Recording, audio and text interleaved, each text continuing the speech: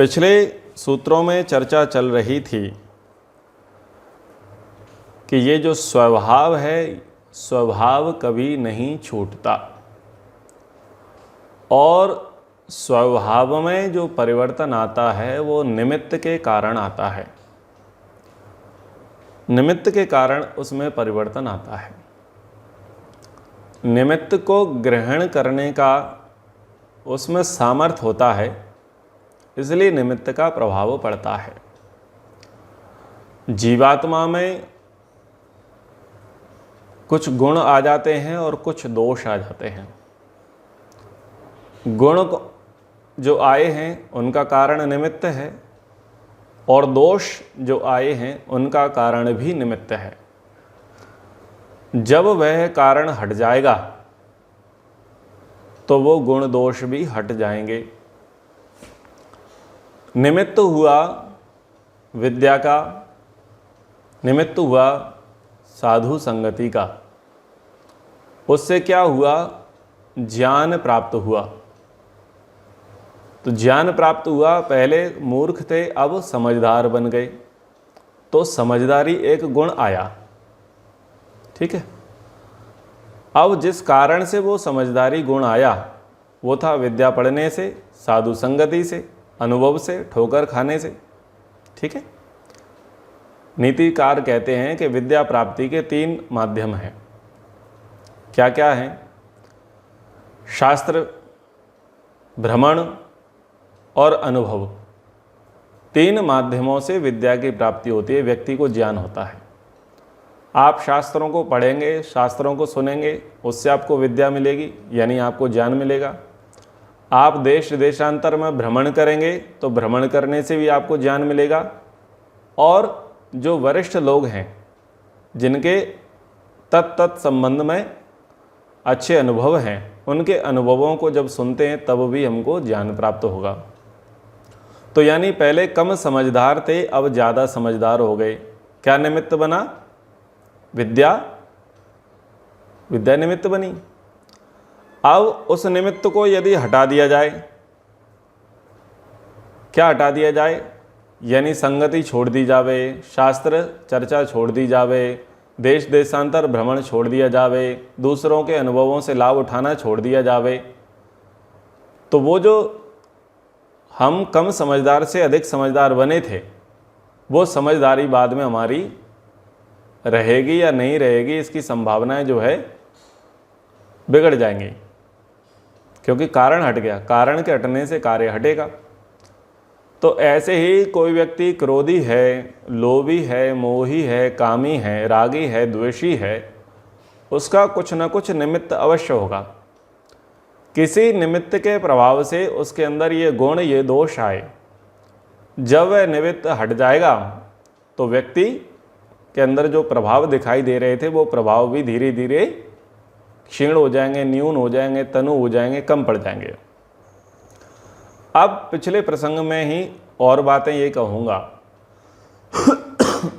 जैसे कुछ व्यवहार की चर्चा की कि किसी व्यक्ति के जीवन में आने से आपको लगा कि आपका जीवन पूर्ण हुआ, किसी व्यक्ति के जाने से आपको लगा कि आपका जीवन अधूरा हुआ। अब इसको आप व्यापार में, परिवार में, समाज में, सब जगह घटा लीजिए। ठीक है। अब वो कोई निमित्त था, उस निमित्त के कारण से आपको पूर्ति दिख रही थी। अब अगर आपको उससे दूर हटना है तो उस निमित्त का विकल्प ढूंढिए। निमित्त का अगर आप विकल्प ढूंढ लोगे तो भी आपको लाभ मिलेगा। और यदि आप निमित्त का विकल्प ना देख करके, निमित्त को छोड़ करके स्वयं ही तपस्यारत, संतोषी या इच्छाओं को त्यागने वाले बन जाओगे, तब भी आपका जीवन चल सकता है। व्यावहारिक उदाहरण पिछली कक्षा में दिए गए थे स्वभाव के विषय में। जैसे किसी व्यक्ति का लालची होना, किसी व्यक्ति का रागी होना, किसी व्यक्ति का द्वेषी होना, किसी व्यक्ति का क्रोधी होना। आप कहते थे भाई पहले तो ऐसा नहीं था, अब ऐसा हो गया है। बच्चे आप देखते हैं कि 8वीं 10वीं तक तो बहुत अच्छा पढ़ते हैं और 10वीं के बाद पढ़ाई उनकी कमज़ोर पड़ जाती है। कुछ लोग 8वीं 10वीं तक ठीक से नहीं पढ़ते और 10वीं के बाद ठीक से पढ़ने लग जाते हैं। तो आप व्यक्ति के व्यवहार में यानी स्वभाव में परिवर्तन होते हुए देखते हैं कि ये व्यक्ति पहले तो ऐसा नहीं था, अब ये ऐसा हो गया है। ऐसा आप कहते हैं ना, आप कहते हैं कि ये इसके स्वभाव में परिवर्तन आ गया। लेकिन यहाँ दर्शन में क्या पढ़ रहे हैं कि स्वभाव अपरिवर्तनशील है। जिसका जो स्वभाव होगा वह स्वभाव कभी नहीं बदलेगा। जिनको आप स्वभाव मान रहे हैं वह वस्तुतः क्या है, गुण दोष हैं। यानी कुछ गुणों का आ जाना और कुछ गुणों का चले जाना। जैसे बच्चे पहले शार्प माइंड थे, बहुत अच्छे से पढ़ाई करते थे, अब तूफान बहुत करते हैं, ऊधम बहुत करते हैं, शरारतें बहुत करते हैं और पढ़ाई पर ध्यान नहीं देते। पहले दे रहे थे, अब नहीं दे रहे।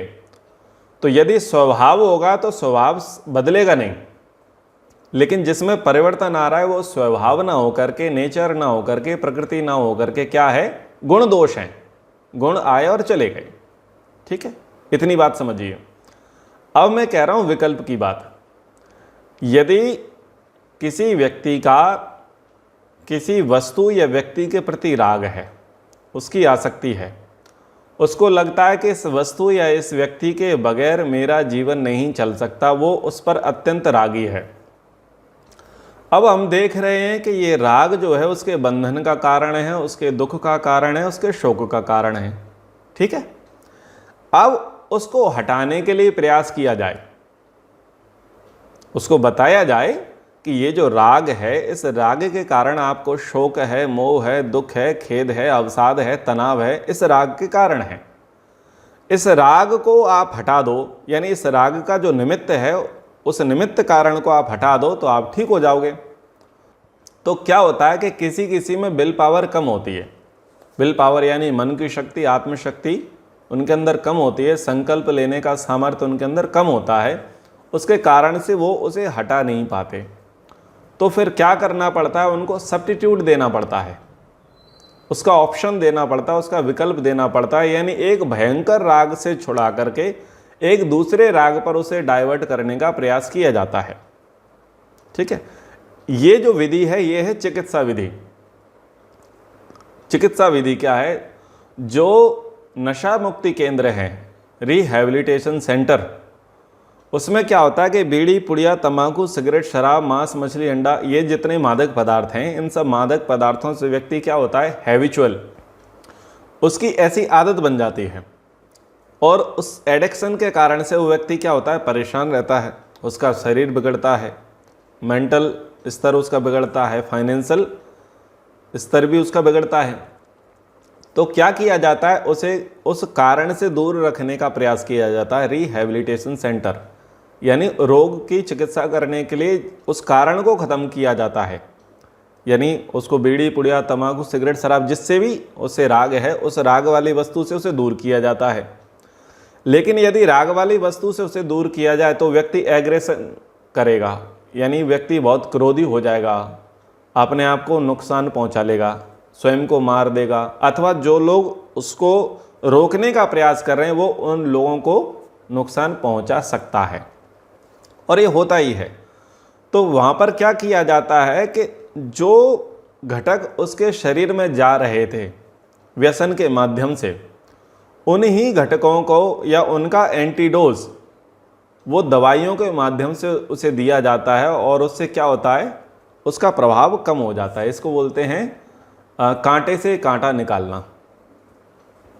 ठीक है, कांटे से कांटा निकालना, तो वो एक तरीका होता है। तो मैं बस यही कह रहा था कि किसी व्यक्ति का किसी में राग है और उसका पूरा समय, शक्ति, सामर्थ्य, फोकस जो है उस वस्तु या व्यक्ति के प्रति चला जाता है, तो यदि उसे डाइवर्ट होना है तो एक तो उस व्यक्ति से या वस्तु से उसे दूरी बनानी है, और दूसरा इस निमित्त को छोड़ करके एक दूसरा निमित्त उसे पकड़ाना पड़ेगा, उसको डाइवर्ट करना पड़ेगा ताकि इसका प्रभाव उस पर कम हो जाए।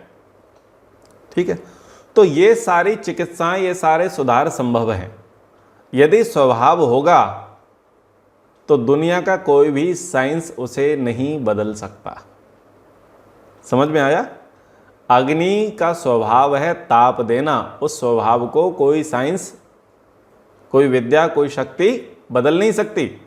जो जल का धर्म है उस धर्म को कोई परिवर्तित नहीं कर सकता।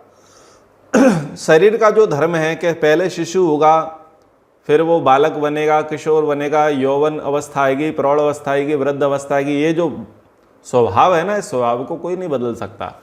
जो वृक्ष है वो पहले बीज होगा, पौधा बनेगा, फिर वो बड़ा झाड़ बनेगा, इस स्वभाव को कोई नहीं बदल सकता। तो जो यूनिवर्सल लॉ हैं जो इस दुनिया में चल रहे हैं, जो सनातन नियम है, उनको कहेंगे स्वभाव। उन स्वभावों को कोई नहीं बदल सकता। लेकिन जो व्यवहारों में परिवर्तन आ रहे हैं, यानी जिनको गुण या दोष कहा जा रहा है, उसको एक निमित्त से हटा करके दूसरे निमित्त को वहां दे करके उनको परिवर्तन किया जा सकता है। समझ में आ गया?